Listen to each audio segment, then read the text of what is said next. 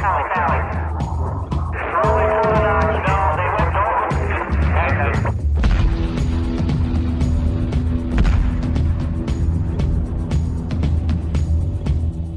Capsuleers! Your weekly dose of New Eden news, tips, and information.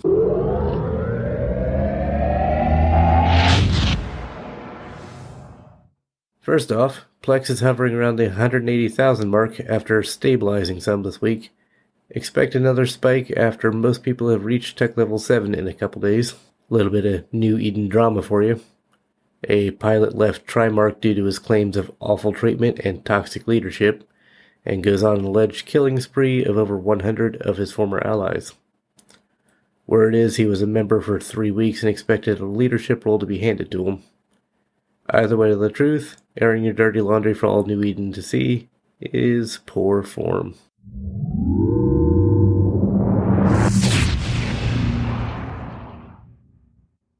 Now for this week's Corp ads, calling all combat pilots in New Eden.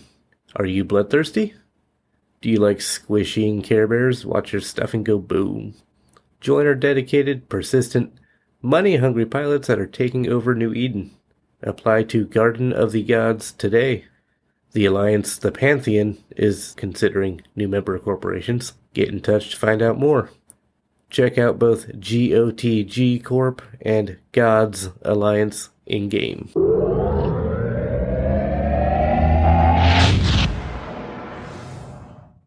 This week's survival tip is all about keeping your mining boat safe. Step 1. Do not sit at the warp-in on a belt. That is the surest way to get yourself killed. Move away, drift towards other rocks, something. Just don't be sitting there at the warp-in. Have your autopilot ready to go. Pick a station, pick a celestial, have autopilot set. Trouble happens, just click that autopilot button and get out of there. Keep your local window open. Always keep an idea who is in system with you. Don't get surprised. Never AFK. Fly with friends. Have scouts on gates and guards on standby. Keep a PvP ship ready nearby. And do not accept random fleet invites. Never talk in local. Do not forget that your venture does have built-in points of stability. You can warp out. Just a little bit of preparation and a little bit of keeping your wits about you, and you're not going to lose your mining boat too often.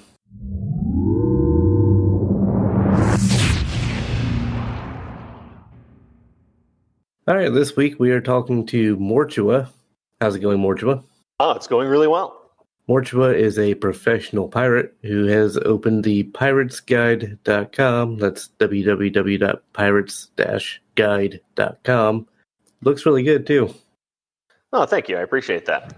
So given how poor my web design skills, I was really happy I came up with something that looked as attractive as it did. So you are a pirate. Yeah, I actually got my start back in EVE Online, which I guess I started playing that back when I was in college and stopped playing it probably about 5 years ago and just noticed about a month ago that this was actually a thing and started looking into EVE Echoes and so far have really enjoyed it. But as I got back into it, I immediately kind of jumped into the life that I had done in EVE Online, which is kind of low-sec piracy and using that as a way of making living and just, for that matter, just having a lot of fun. And it occurred to me that with so many new players playing EVE Echoes or experiencing EVE for the first time, that it'd be really nice if they had a guide similar to some of the ones that I had taken advantage of when I started in EVE that explained just the basics of how this game works. Because as anyone who's played EVE kind of learns very quickly, there's not so much a learning curve as a learning cliff face that you plow headlong through until it finally gives way and you get to all the juicy goodness inside. And when you mix PvP in there, you're also introducing an incredible element of risk as well. So insofar as I can help people who are interested in PvP and EVE Echoes understand, this is how I fit my ships, or here are some of the tactics or strategies that might lead me to be successful playing as a pirate or just PvP in general, then hopefully I've done something good for the community. Absolutely. Back in 2007 when I started, I spent like 3 months having no idea what I was doing. A guide would have been very helpful at that point. No, I completely understand. And of course, I don't want everyone necessarily to figure out exactly how to be a good PvP pilot. I am a pirate after all. I do depend upon those nice, juicy MOAs that are half fit with lasers, despite the fact that they're no MOAs. So I don't want to disabuse everyone of the notions of how to poorly fit ships. But, for those who are interested and who are wanting to learn and who I would like to view as my colleagues, then certainly I'm happy to share the wisdom on with them. Laser fit MOAs. So. I kid you not, man. I could just, I think it's been a few days since I've updated. So at the bottom of the Pirate's Guide, I actually have a running combat log for my character. And I think the last time I updated it, I had hit 65 kills or so. I've gotten 68 kills. So I've gotten quite a bit beyond that now. And I've blown up, about 750 million ISK worth of ships. And I cannot tell you how many bizarre and just inexplicable fits that you get to see. I think one of the most entertaining parts of being a pirate is just to blow up the ship like a piñata and you get that kill mail and get to see, oh my heavens, what were they actually ratting with? It's always a fascinating little dive into their understanding of the game. So yeah, it's definitely a learning point for you guys too. You keep us in business and you learn what not to do. Exactly. At least you hope that they will. Hopefully that they'll view any loss as a learning experience. In fact, one of the articles I'm going to be writing probably in the next week is an autopsy of one of my own deaths. So I lost one of my omens hunting ratters in a low-sec system not too far from the Forge over in Sync Liaison. In retrospect, here are the mistakes that I made that should have clued me in that I was about to lose this ship. So learn from my example, children. This is how not to do it. And I think good pilots are the ones who not necessarily who never make mistakes, but who realize that they made a mistake, that every loss is a result of their mistake, and endeavor to actually learn from it. So what happened? What's the story? No, I understand. So I was in, I'd have to look it up to know exactly which system. I'm afraid I don't have that off the top of my head.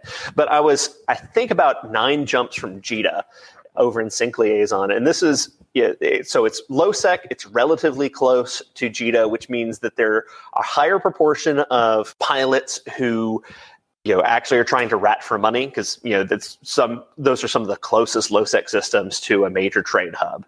So that's why a lot of them are there. So they're dedicated PvE pilots who are sitting in the middle of low sec. So that's gold as far as I'm concerned. And on top of that, this is an area that I had been hunting, probably on a daily basis for about a week, which already is kind of my first mistake. And I even mentioned this in one of my other articles that you really shouldn't overfish any one area because one of two things will happen. Either you'll chase all the good kills away, or people will learn as soon as they see you in system, now is the time to go jump in my PvP ship and wait for this guy.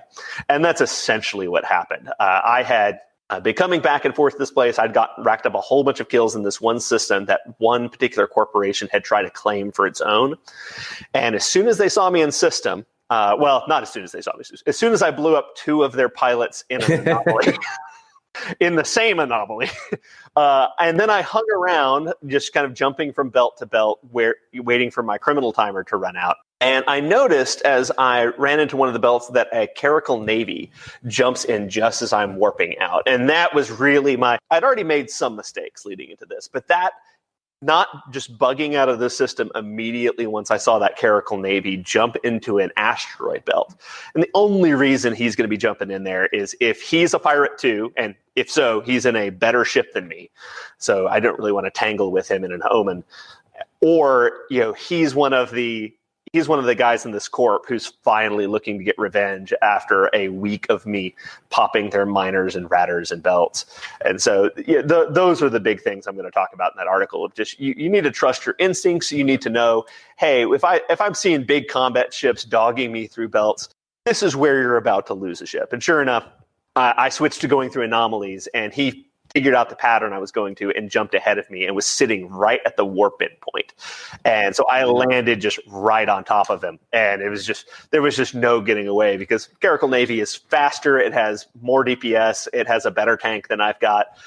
And he had fitted a micro warp drive. So, he was going to be able to keep pace with anything I was going to do. So it was a nice long. It was actually an interesting fight. I almost got away from him a couple times by slingshotting around and trying to web him for a second so that I could kind of get just far enough to warp past him. But ultimately, my structure gave out before I was able to outmaneuver him. But I think it'll be an instructive lesson for anyone else who dedicates their life to piracy that, there are, that you are definitely going to lose ships, you are going to make mistakes, but also how to recognize some of the more obvious ones. Do you have a preferred ship size or ship type that you use for hunting? I know I use the Zhoney pretty much exclusively for ganking. I jump around a lot. So I've already posted fits for a Talwar, which was the first pirate ship that I flew, which is a destroyer. It's a Menmatar one, and it gets a bonus to a stasis web of fire range, which as a pirate is incredibly useful anytime you can get that. Yes, it is. In addition to being Menmatar, which just means it's fast for its size as well. That one can go 1,500 meters per second, which is always convenient. It's because you can get out when you make tragic mistakes, like the one I was just describing. I've been flying an Omen, which was a relatively kind of cheap fit. So I wanted to fly a T5 cruiser just to show that, hey, you can actually get into a pirating ship for that's quality for under 50. I think the PvE guys think that us pirates do not lose ships at the same rate they do. And yeah, we definitely do. It's expensive being a pirate. I mean, I don't think you're never going to make as much money being a pirate as you could being a PvE pilot of pretty much any variety. You can run missions or rat through anomalies or be an industry pilot and make way more than you would as a pirate. Yeah, I'm just so happy to see small gang now and not 800-man cap fleets hot dropped on my head all the time. Yeah, I never did nullsec too much back in my EVE Online days. I would hunt through there on occasion. Well, if somebody wanted to try piracy, what would you suggest? Honestly, the one I've been recommending to my courtmates is the Talwar. Again, we've kind of talked about that earlier, but there are a couple of things about it that make it really easy for beginners. I didn't even realize there were different Talwar halls. I'm used to there just being a Talwar, and that's it. Yeah, and I would say for beginner pilots, just the basic Talwar is great. But of course, once you're sitting on 50, 60 million ISK and that you're willing to throw down on a PvP ship, the Talwar Sniper just really is that same ship, but better in every conceivable way. It has another low slot that makes you even tankier. It also has another mid slot, so it's not just one stasis web of fire you have out to 15 kilometers, you have two. If somebody went to piratesguide.com, what would they find there? Mostly what they're going to find is a bunch of articles that are intended for beginners that will kind of show you the ropes, not only on how to be a PvP pilot in general, but how to specifically be a pirate. Well, Mortua, I appreciate talking with you today. I appreciate talking with you. It's been a pleasure. Absolutely. Fly safe. All right. You too. Take care.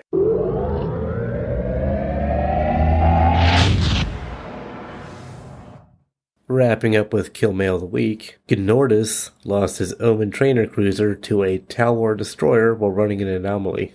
The interesting bit is the fit.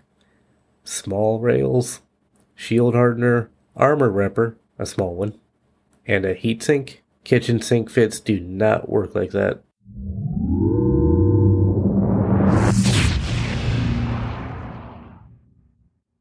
That does it for us this week. Special thanks to Mortua and his Pirate's Guide. You can find a link in the show notes. Check out GOTG Corp and GODS Alliance in-game. And for a deep dive of the week's most important stories and the week in review, check out the Eve Echoes Weekly News update on YouTube at Echoes from the Front. Link is also in the notes. Alright, till next week, fly safe.